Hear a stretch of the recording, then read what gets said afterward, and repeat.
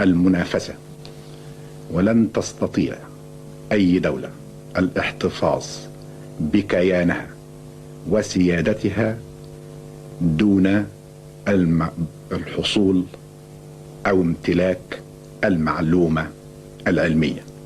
بدون المعلومة العلمية الدول النامية ستكون دول هشة وضعيفة ولن تقوى على المنافسة.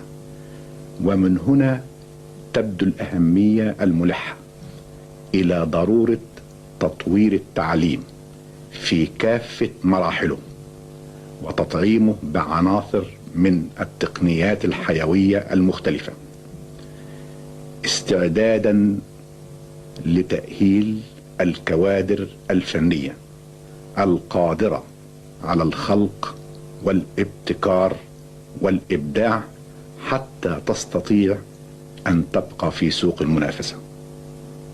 كلهم بيتعلموا ويحاولوا أنهم يستفيدوا من الأجهزة العلمية المختلفة ويتسلحوا بالعلم والتكنولوجيا استعدادا للدخول للقرن ال21.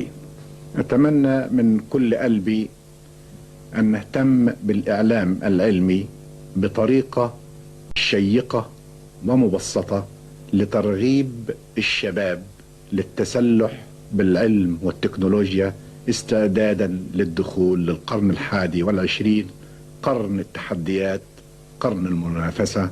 والله ولي التوفيق، والسلام عليكم ورحمة الله وبركاته.